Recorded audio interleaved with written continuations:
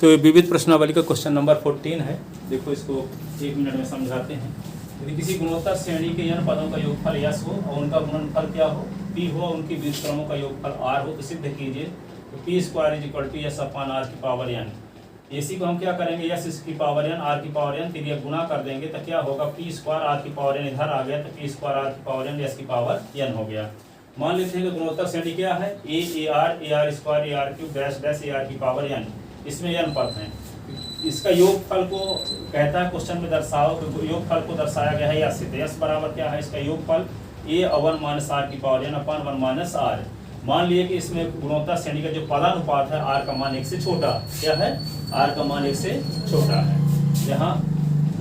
जहाँ लिख सकते हो r > 1। अब देखो p क्या कहता है कि गुणोत्तर श्रेणी के n पदों का गुणनफल है। तो p = n पद है, इसमें n का गुणा कर दिए तो a कितनी बार है, n बार, तो a की पावर n लिख दिए और r की पावर 1, r की पावर 2, r की पावर 3, r की पावर n। तो आधार समान होने पर क्या होती है, घात जुड़ती है। तो 1 + 2 + 3 n - 1। ये एक समांतर श्रेणी है घात में, तो इसमें पदों की संख्या कितनी है, n - 1। ठीक है, तो आप जानते हो समांतर श्रेणी के n पदों का योगफल बराबर Sn = n/2a + l होता है ना। तो यहाँ पदों की संख्या n - 1 है, तो n - 1/2 प्रथम पद प्लस अंतिम पद। तो प्रथम पद क्या है, एक, अंतिम पद n - 1। तो 1 - 1 कट गया, अब पदों की संख्या n - 1/2 है। तो क्या होगा, n को पहले लिख दिए थे, n - 1/2 आ गया r की पावर। अब p की वैल्यू है तो दोनों p² की वैल्यू की जरूरत है, तो दोनों पक्षों का वर्ग कर दिए। तो p² तो यहाँ a की पावर n, r की पावर n, n - 1/2 का स्क्वायर। अब हम a की पावर n का भी स्क्वायर करेंगे, इसका भी स्क्वायर करेंगे, अलग अलग स्क्वायर कर दिए। अब घात की घात जब रहता है तो गुना हो जाता है, तो a की पावर 2n और इसमें 2 का गुना होगा तो 2 कट जाएगा। तो क्या बचा, a की पावर 2n, r की पावर n, n - 1। अब यहाँ पे गुणोत्तर श्रेणी के जो n पद हैं इनका व्युत्क्रम कर दो पदों का। तो व्युत्क्रम करने से 1/a, 1/a, 1/r, 1/r square, 1/a r की पावर n। तो व्युत्क्रमों का योगफल को दर्शाने के लिए r बोल रहा है क्वेश्चन में, उनके व्युत्क्रमों का योगफल r हो। तो ये गुणोत्तर श्रेणी के पद है, इनका व्युत्क्रम करके जोड़ दिए, उसको r से दर्शा दिए। ठीक है, तो यदि इस गुणोत्तर श्रेणी का पद अनुपात r का मान इससे छोटा है तो व्युत्क्रम करने से जो आएगी सीरीज उसमें r का मान क्या होगा, इससे बड़ा होगा। ठीक है, तो यहाँ पे 1/a सब में दिख रहा था तो 1/a कॉमन ले लिए और एक गुणोत्तर श्रेणी के n पदों का योगफल का फार्मूला लगा दिए, a r की पावर n - 1/r - 1, जहाँ a क्या है, कैपिटल A प्रथम पद है और r क्या है, पदानुपात है, पदानुपात। ठीक है, तो 1/a और प्रथम पद 1 है और यहाँ पे क्या आएगा, 1/r में 1 का भाग दोगे तो 1/r आएगा। पदानुपात कैपिटल R का मान 1/r रहेगा, है ना। तो यहाँ पे 1/r की पावर n ये निकाले भी है, 1/r/1। तो 1/r जब r का मान इससे छोटा है तो 1/r का मान इससे बड़ा होगा। तो जब 1/r का मान इससे बड़ा होगा, पदानुपात का मान 1 से बड़ा होगा, तो 1 से बड़ा मान वाला ये फार्मूला है, आप जानते हैं लोग। तो 1/r की पावर n - 1 अपॉन 1 - r - 1। अब इसी को क्या लिख सकते हैं, 1 की पावर n और r की पावर n। तो 1 की पावर कुछ भी करोगे तो 1 रहेगा, तो 1/r की पावर n और 1/1 कर लिए और इसको एलसीएम लिए तो r और 1 का लघुत्तम r हुआ, तो 1 - r।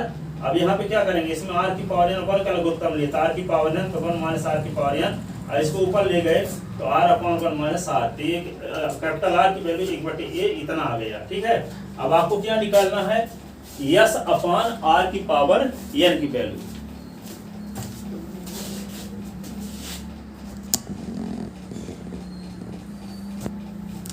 क्या निकालना है, अब s अपॉन r की पावर n की वैल्यू निकालने जा रहे हैं।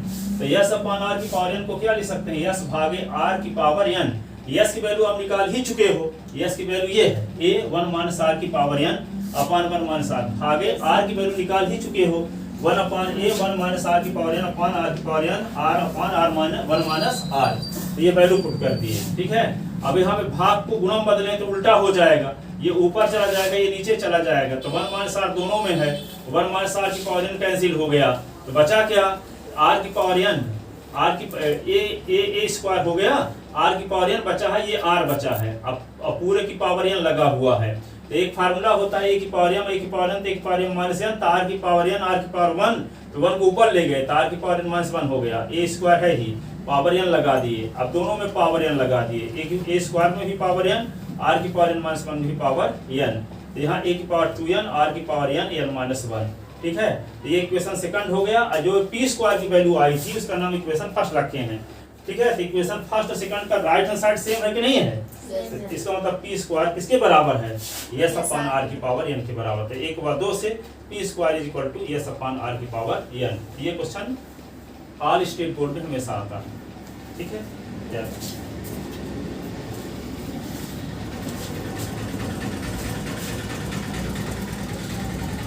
अब देखो अगला क्वेश्चन। ठीक है,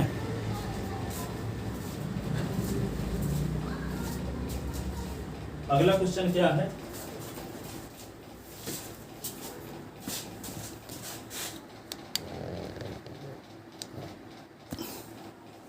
देखो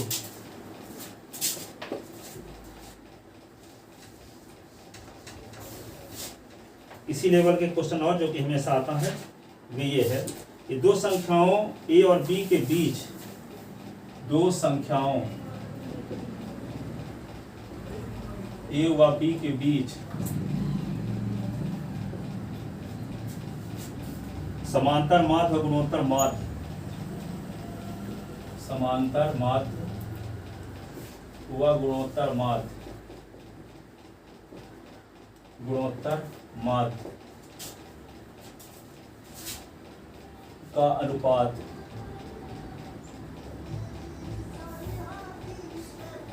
यम अनुपातेन, तो दर्शाइए कि, तो सिद्ध कीजिए, प्रूव दैट,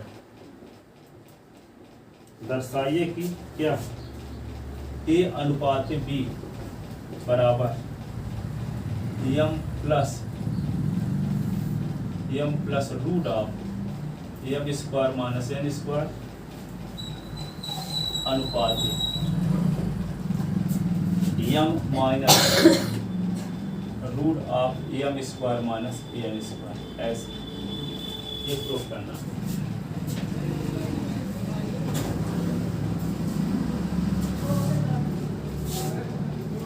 दोनों का समांतर माध्य गुणोत्तर माध्य तो आप जानते हैं, हम जानते हैं, क्या जानते हैं?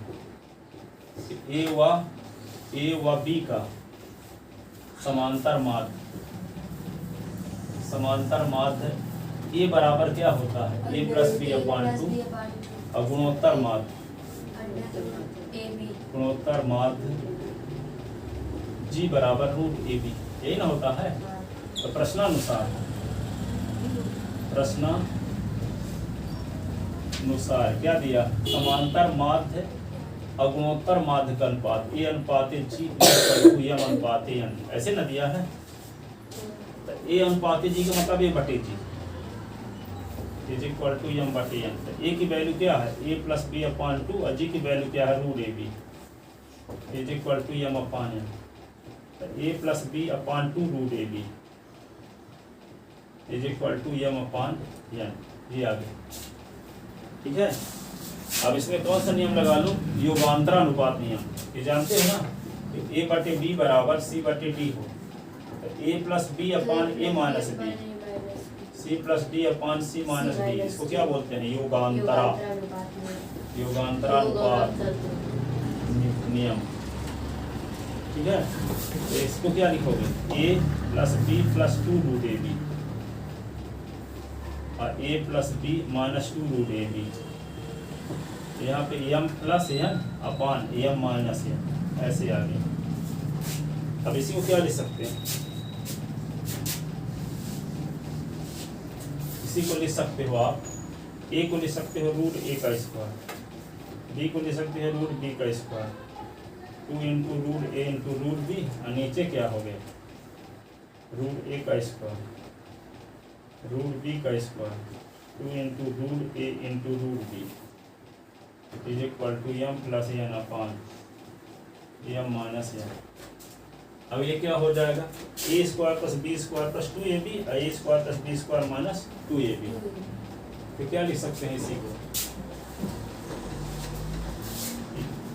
ये योगांतर अनुपात नियम आया हालांकि है ना? यहाँ पे क्या होगा? Root A plus root B का होल स्क्वायर, यहाँ भी क्या होगा? Root A minus root B का होल स्क्वायर ये क्या होगा एम प्लस एन अपान एम माइनस एन।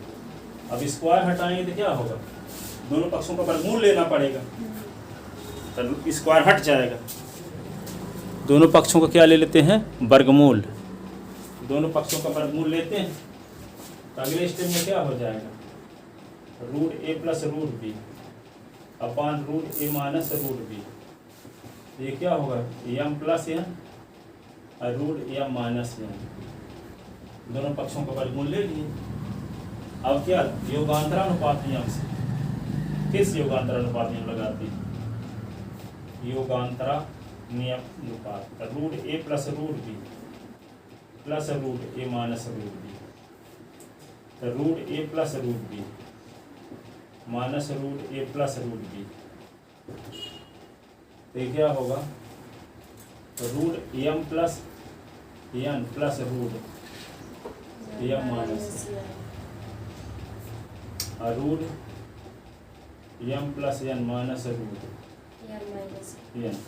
योगांतरानुपात नियम लगाए तो क्या होगा, ये रूट बी कट गया, रूट ए कट गया, तो रूट ए तो two root A two root B, root M plus N root M minus root M plus N root M minus N, two cut गया, तो root M पान root B root M plus N root M minus N root M plus N root M minus N.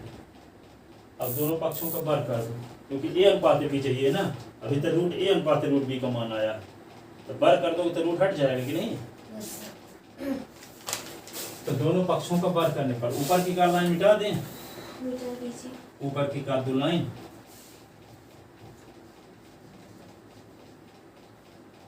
तो देखो यहाँ पे क्या होगा, root ए अपान root B है तो वर्ग कर दिए इधर भी वर्ग करना पड़ेगा, root M plus N plus root M minus N root M plus N root M minus N.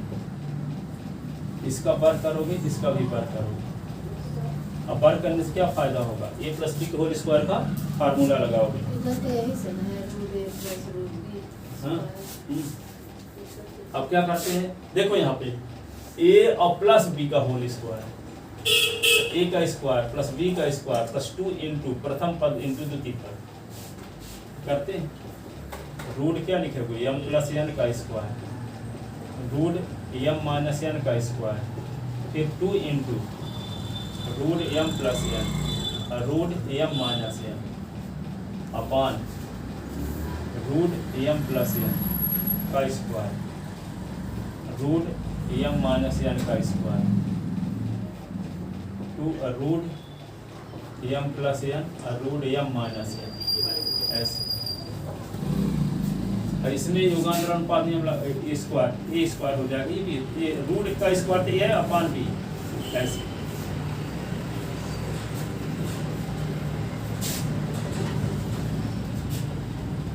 A upon B M plus M minus N two root of M square minus N square M plus M minus N minus 2 root M square minus N square. N cut गया और यहाँ N cut गया, ठीक है। A upon B, M कितने M 2m plus 2 root of M square minus N square M 2m 2 root of M square minus N square A upon B M plus root of M square minus N square 2m minus M square minus N square 2 cut गया, तो क्या होगा A upon B M plus root of M square minus N square M minus root of M square minus N square. ये क्या आ गया A अनुपात B M plus root of M square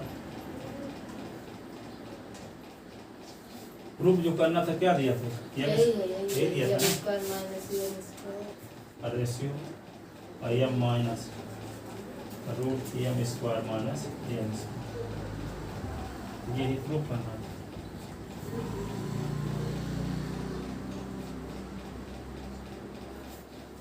है ना दमदार सवाल ये भी कि नहीं?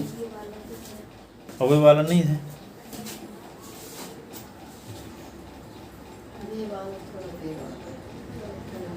दो बार योगांतर अनुपात नियम लगाना है, हो गया।